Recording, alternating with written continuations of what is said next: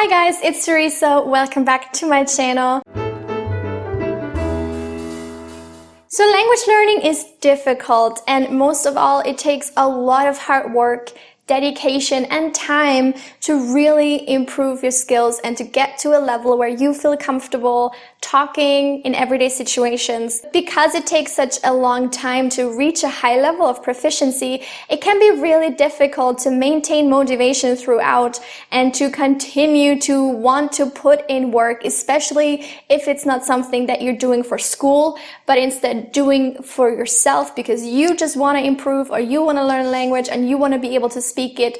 And that can be sometimes really difficult to go off of that alone as motivation. So in today's video, I just wanted to share some advice with you on how to motivate yourself, stay motivated, and keep going when learning a language. So my first tip is to not compare yourself to others, which you shouldn't be doing anyway in any situation ever, but instead to compare yourself to yourself.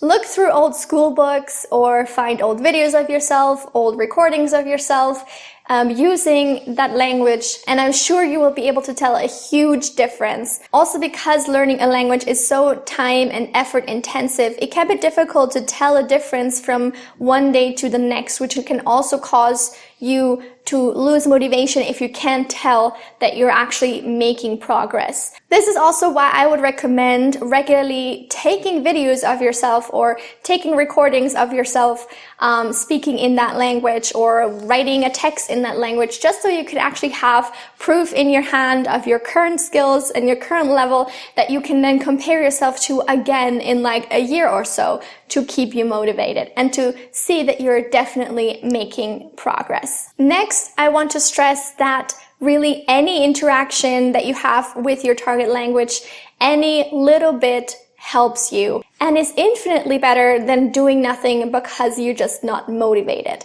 So if you don't feel like sitting down and studying vocabulary or writing a really boring essay or just familiarizing yourself with grammar rules, if that sounds like the last thing you want to do today, instead of doing nothing, which we all tend to do something that at least puts that language to the forefront of your mind.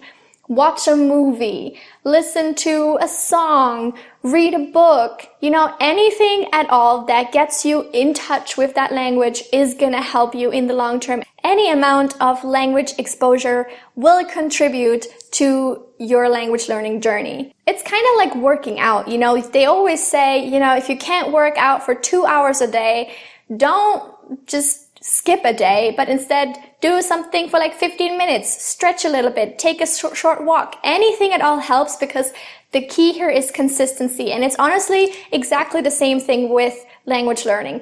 Of course, it's probably better, it's gonna push you forward a little bit more if you, sit down and learn rules and do some form of structured, specific language learning.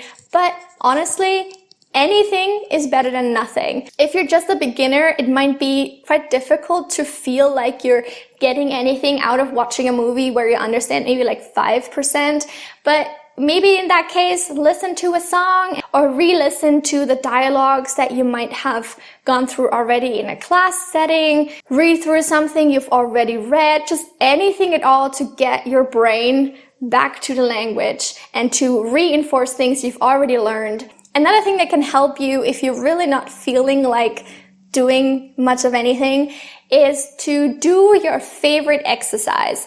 One that maybe you already feel like you know almost too well to justifiably be repeating it over and over again.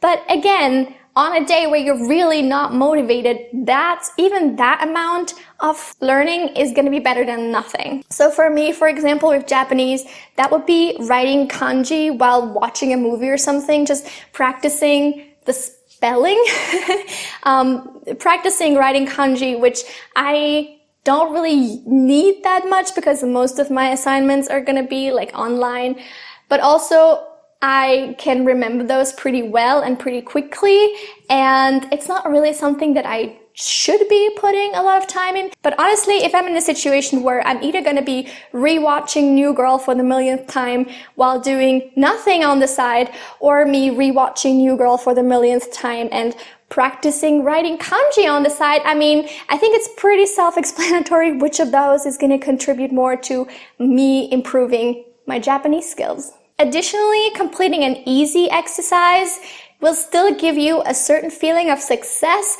that can then motivate you further to do another exercise that you might not enjoy as much, but that might actually help you more in your language learning at that point. A big reason for feeling demotivated to continue learning and studying, for me at least, is feeling a lack of progress.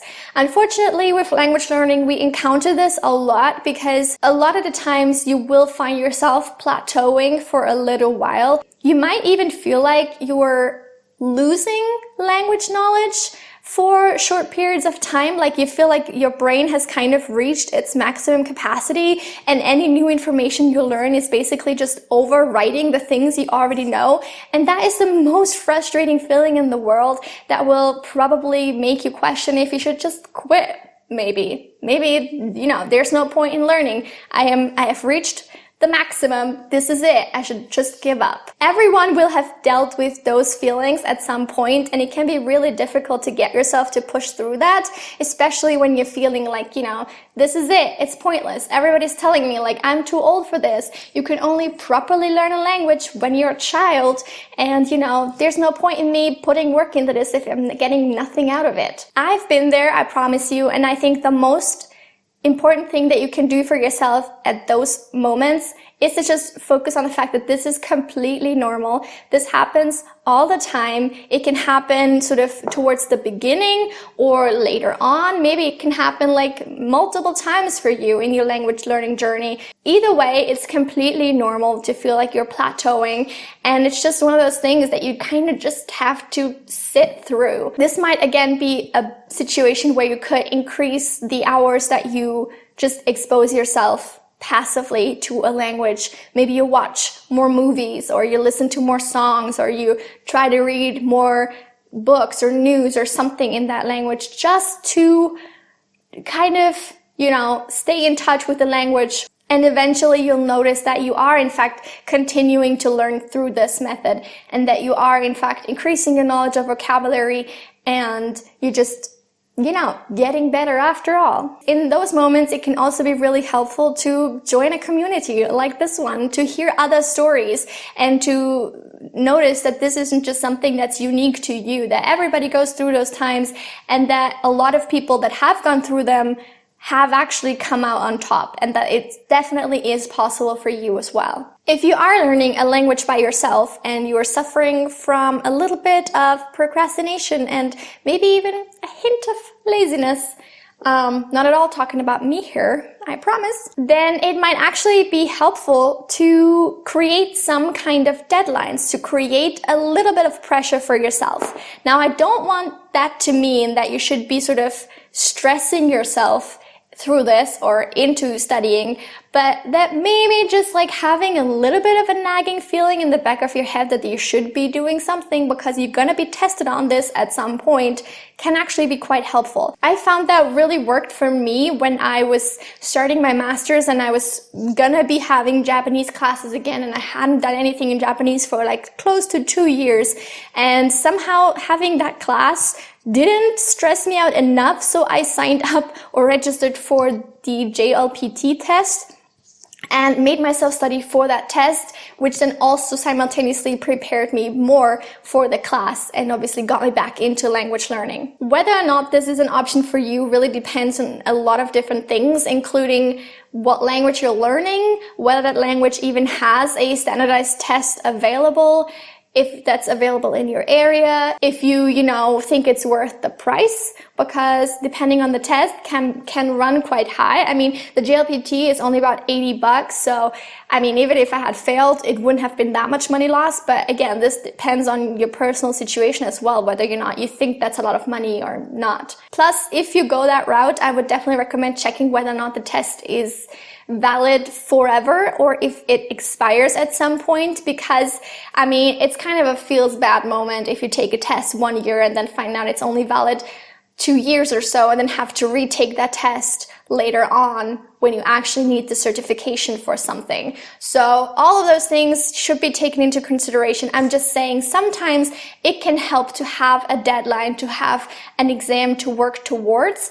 And especially if you're just, sitting down doing this on your own terms, you might not have that pressure of actually showing your skills and proving your skills to anyone ever. And creating that little bit of pressure can sometimes help you get back into studying. And finally, if nothing works that day, if you're sitting down and you just don't want to do it no matter what, like over your dead body, are you going to study your language right now? Then just let it go.